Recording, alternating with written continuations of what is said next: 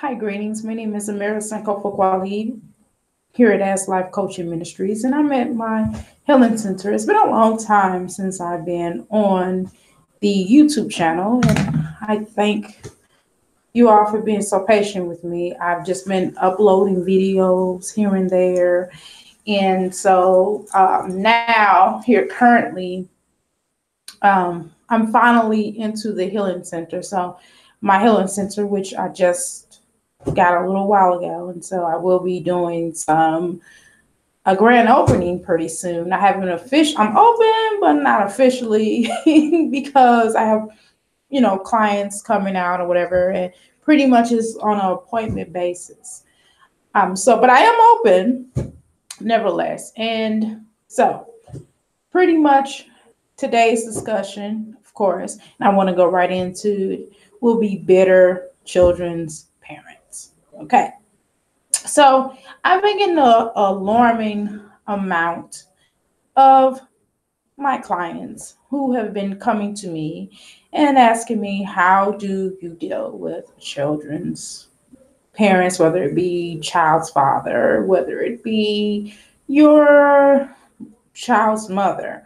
And so, what you have to do, one of the things, especially when they're bitter, because sometimes the relationship doesn't work out, and for whatever reason, whether it's your fault, whether it's the other person's party fault, whether both of you all contributed to the demise of the relationship. Because a lot of times when there is a demise of the relationship, a lot of times we don't really put forth the effort, and we don't really take time to really get to know that person in the fashion that we do. And we just kind of quick to lay down to make children. Sometimes we're at, teenage years, and we're not really understanding the consequences, what could happen. A child could come out, and of course, we would have to raise that child no matter what. So even if you all don't work out, everybody has to be mature enough to be able to contribute to raising the child and being able to work with the other parent, no matter who they are and how they are, or whether you agree with them, because everybody has a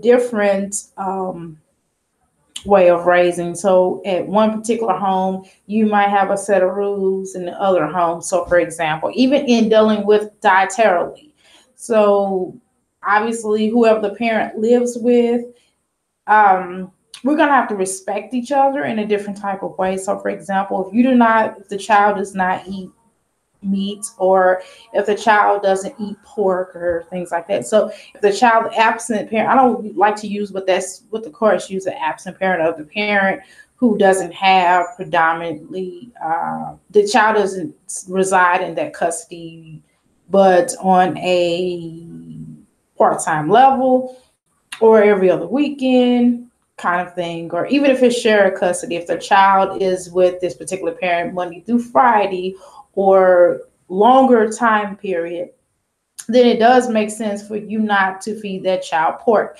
And you do have to make some accommodations in putting things in your refrigerator, or buying them food that makes sense to them, because again, the child may not eat pork.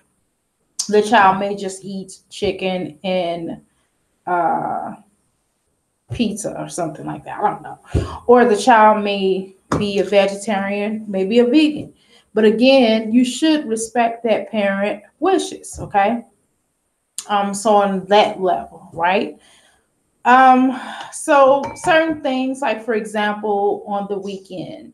So of course the child coming over to that parent's house on the weekend. So because a parent may not have a lot of time with them, so you may allow the child to stay up longer than you would if the child would stay with you full time. Why?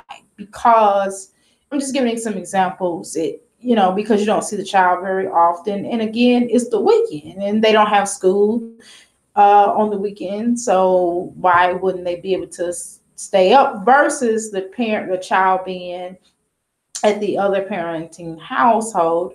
And of course, they're not going to stay up past 9 o'clock or 8 o'clock or 7 o'clock or whatever bedtime that they have. So it does make sense for them to be able to would have a bedtime schedule.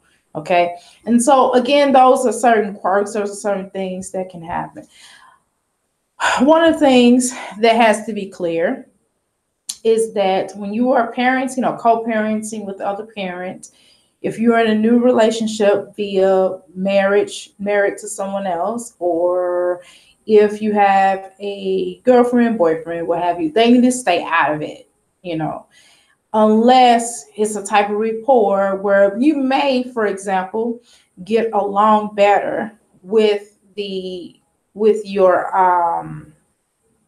child's mother's girlfriend or wife, or vice versa, or you as the father may get along with the child, with your child's step parent or your child's mother's boyfriend, other significant other. Y'all know what I mean, right? So y'all may get along with them better. So yeah, sure, work with them. Then that's a different scenario, right? However, 9 times out of 10, more than likely on a lot of levels, sometimes it's very hard because sometimes the child mother or the child's father is very bitter because of the break up the relationship, or they may not dislike them overall. They may think he's a jerk or a jerk or a asshole, right? Or the mother may think the father is a jerk or an asshole as well, or the father, etc. Right? And so in that case, then you need to keep your significant other out of the business, because again, sometimes that hinders you from getting to the point of being able to work with that child mother or the child's father.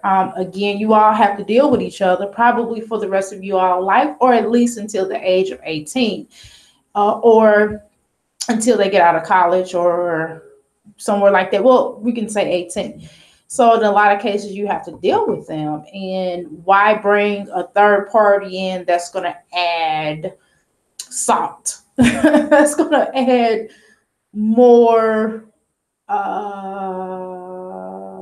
dimensions to it, when making it easier on yourself and just being adult enough and saying, okay, let's stay out of it. Let's be able to raise and go from there. Because again, what do you have? Because again, you made that child, you opened your legs, you spread your legs to have this child, and you, male, penetrated into the woman's vagina to have this child. And so it makes no sense for you to bring a third party in, because again, that's none of their business, unless you just can't get along.